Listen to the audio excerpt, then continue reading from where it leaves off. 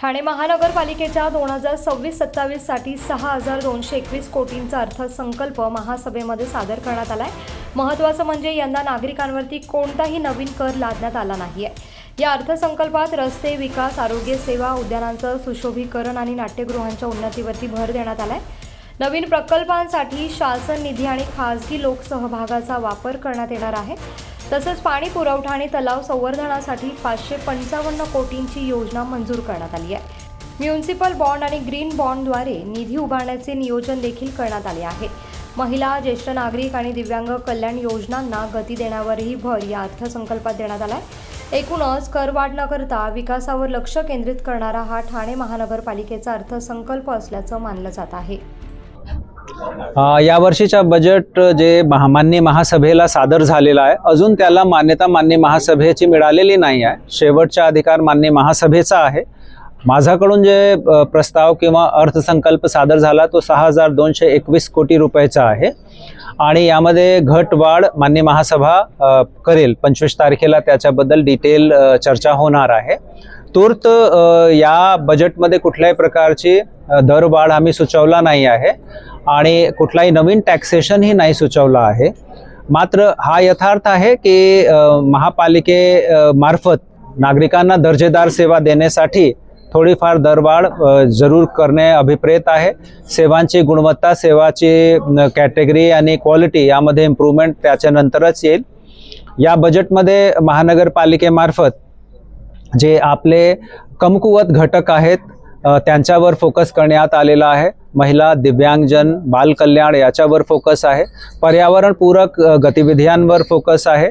याच्या व्यतिरिक्त आधारभूत संरचना ज्यामध्ये पुन्हा पाणी पुरवठा, सुरळीत पद्धतीने पाणी पुरवठा, वाहतूक कोंडी सोडवणे, आपले सिटीमध्ये जे पर्यायी रस्ते आहेत त्यांचा विकास करणे, त्याच्या व्यतिरिक्त आरोग्य आणि शिक्षण याच्या दर्जेमध्ये सुधार करणे, quality education facility, quality health facility ही अवेलेबल करून देणे याच्यावर आपण भर दिलेला आहे।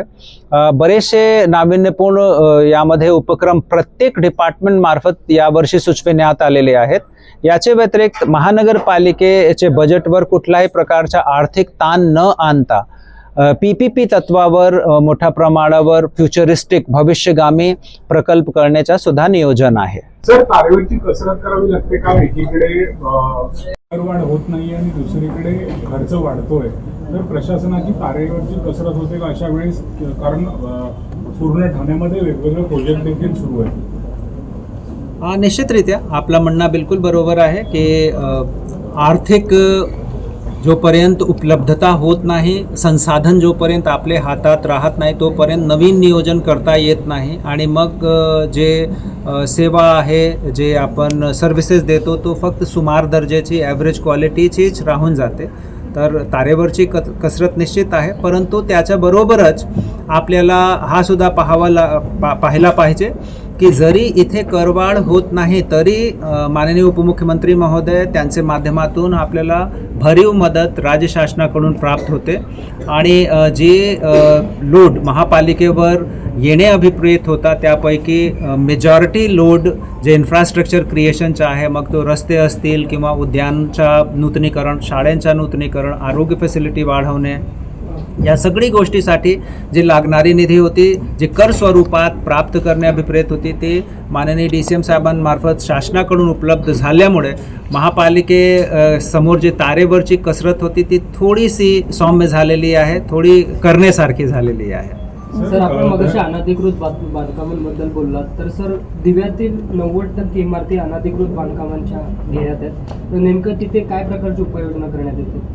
फक्त दिवाच नव्हे तर पूर्ण सिटीमध्ये अनधिकृत बांधकामांचा प्रमाण खूप जास्त आहे आणि याचे हिस्टॉरिकल कारण आहे, ऐतिहासिक कारण आहे। ठाणा हा एक इंडस्ट्रियल एरिया होता आणि इथे जे तेव्हा रहिवास होता ती तेवढी सुविधा डेव्हलप होऊ शकली नाही आणि झपाट्याने इथे लोकसंख्या वाढत गेली आणि अनधिकृत बांधकामाचा ओढसुद्धा वाढत गेला।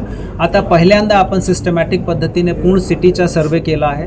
पुणे सिटीचा सर्वे करत असताना आपण विशेष भर दिला आहे नो डेव्हलपमेंट झोन इथे झालेल्या अनधिकृत बांधकामावर, ग्रीन झोन इथे झालेले अनधिकृत बांधकामावर आणि त्याची संख्या निश्चित करण्यात आलेली आहे.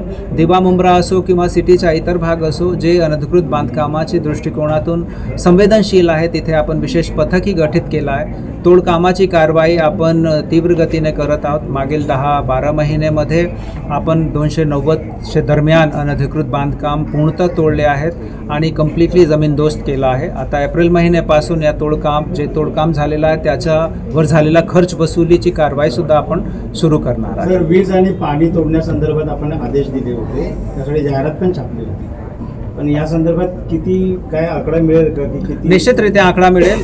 यामध्ये सतत बैठका पाणी पुरवठा डिपार्टमेंट आणि टोरंट आणि प्लस MSEDCL यांच्याबरोबर आमची होतात आणि माननीय उच्च न्यायालयाचाही निर्देश आहे, राज्य सरकारचाही निर्देश आहे की अनधिकृत बांधकामाचा पाणी पुरवठा आणि वीज पुरवठा खंडित करण्यात यावा.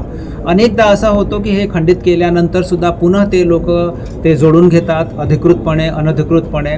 सो त्यांच्या विरुद्ध सुद्धा आपण सतत कारवाई करत आहोत. मोठ्या प्रमाणावर FIR सुद्धा अनधिकृत पाणी जोडणी किंवा वीज जोडणी याच्याबद्दल करण्यात आली आहे. त्याची संख्या आम्ही आपल्याला उपलब्ध करतो.